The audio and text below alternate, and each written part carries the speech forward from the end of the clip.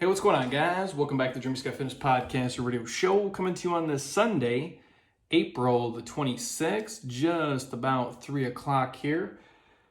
I'm going to head home in a minute when I wrap up here with you guys. I got to hustle, actually, because I want to watch that second installment of The Last Dance here, episodes 3 and 4 of the Chicago Bulls behind-the-scenes series of Jordan's last epic run. I have not been that excited to watch something in a very long time. The first two episodes, and I'm sure these next two will be, just as amazing. So hopefully you guys are hoop fans, or if nothing else, you grew up in that same era as I did. If not, I feel for you. I literally have not been so excited to watch something in probably my entire life. So again, it helps during the midst of all this shit we're surrounded in. I can't even watch the news anymore or anything. It just bothers me to all ends. If something important happens, will you guys please reach out and message me, because I can't even read it and everybody and their opinions, and it's too much. So I want to drop this on you because I got a message today that prompted this in my head. I was going through our Sunday Advanced Metcon workout. In between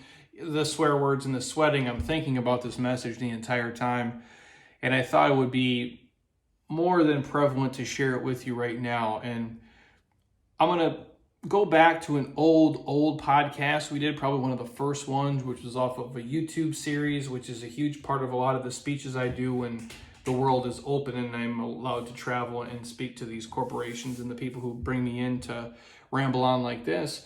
And it's from our Mandatory Minute series called Luxury Problems. And for you guys who have heard the episodes, I apologize. I'm going to kind of rehash some of these stories here really quick just to give the context, and then the punchline will come at the end from the message I got today from a guy on Instagram. And when I say luxury problems, we all know what we're talking about, right? For a lot of us, it's some of the things we're dealing with now. And then obviously some of us are dealing with some real shit right now, which I'm like listening to my wife today talk about this huge group she's in of like people in the hospitality industry. Obviously, you guys know my wife's been furloughed until at least June, which is not ideal. Basically, you make no money and you sit at home. It is what it is.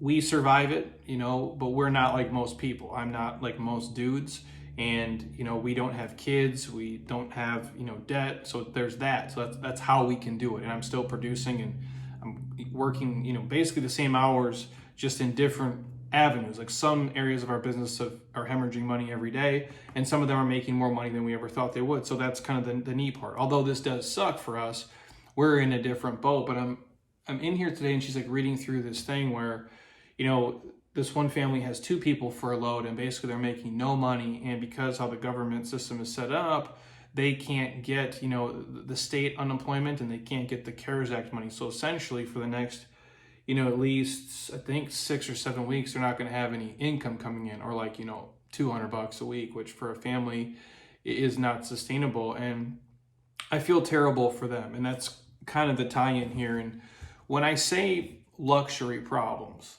it's like when we complain about getting the wrong kind of milk in our coffee at Starbucks, right? Like you ask for coconut milk, they give you almond milk, and you're pissed because it tastes different and you're throwing a fit. Or you're super pissed off when you're on an airplane and the Wi-Fi isn't super fast. You're in a metal tube, bro, like thousands of feet in the air going 500 miles an hour through space, and you're pissed because you can't stream Netflix. Like, those are luxury problems, albeit they're problems. They are luxury problems. Like now, not being able to fly, or like what's going on, like that shit's a real problem, right?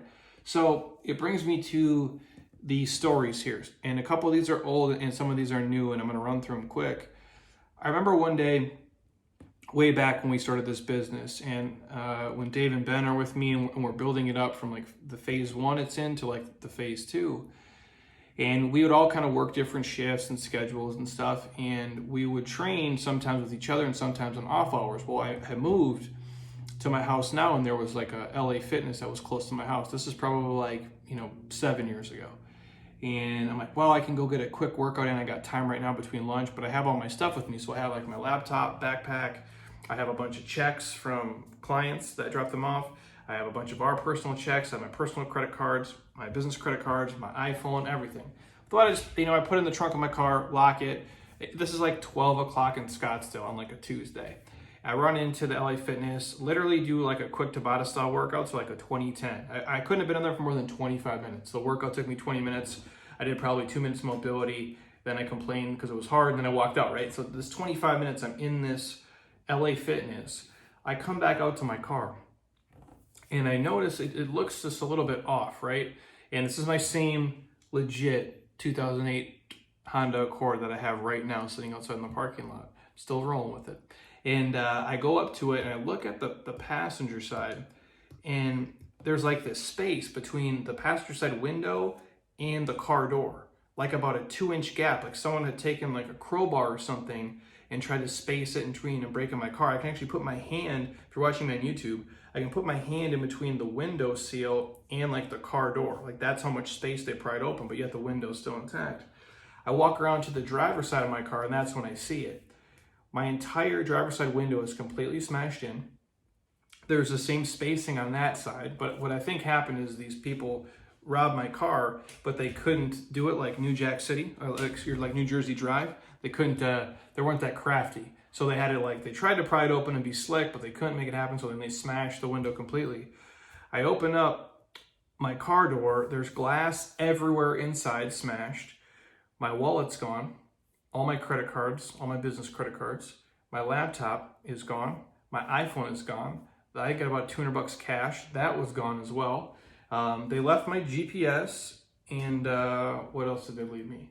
Did they leave my ID? I think they left my ID, but they took all the cards, which is super nice of them, right? And I always thought it was weird that they never took my GPS. This is like, again, you guys, before the phones were super fancy.